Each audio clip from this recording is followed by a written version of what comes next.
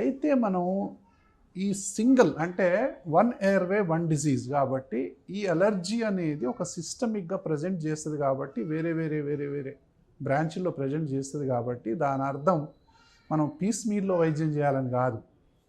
Asma allergy patient వచ్చిందంటే కళ్ళ దురద ఉంటే కళ్ళకు కూడా చేయాలి, ముక్కులో ఉంటే ముక్కు కూడా చేయాలి, ఆస్మా ఉంటే ఆస్మాను కూడా ట్రీట్ చేయాలి. లేకపోతే ఏంది 10 మంది డాక్టర్లను కన్సల్ట్ చేయాల్సిన పరిస్థితి ఏర్పడుతుంది.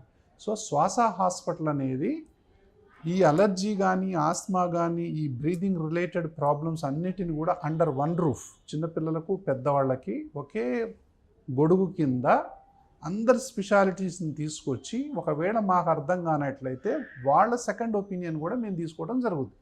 ఈఎన్టీ సెకండ్ ఒపీనియన్ తీసుకుంటాం, డెర్మటాలజీ సెకండ్ ఒపీనియన్ తీసుకోవచ్చు మనం. సో రిమటాలజీ కూడా ఉంది ఇంకొకటి. సో దానికి కూడా ఈ అలర్జీ కూడా లింక్ ఉంటుంది.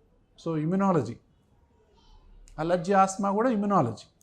కాబట్టి వీటన్నిటి యొక్క సమాహారమే ఈ inter disciplinary interactive allergy solutions అనే మేము పెట్టబోయేటటువంటి ఈ టాపిక్. కాబట్టి దీంట్లో అన్ని సబ్జెక్ట్స్ కూడా కవర్ అవుతాయి. అంటే పేషెంట్కి ఏంది అండర్ వన్ రూఫ్ జస్టిస్ జరుగుతుంది.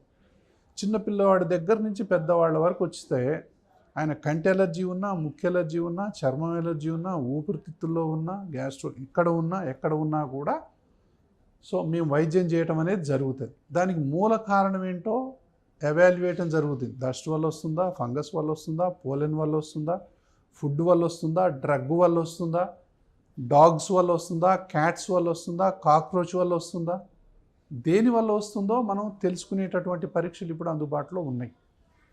కాబట్టి ఈ స్పెషాలిటీస్ అన్నిటినీ కూడా అండర్ వన్ రూఫ్ తీసుకొచ్చి అలర్జీ ఆస్మా ఈ బాధపడే వాళ్ళందరికీ కూడా కాంప్రహెన్సివ్ ట్రీట్మెంట్ అందించాలనేది శ్వాస హాస్పిటల్ యొక్క ముఖ్య లక్ష్యం.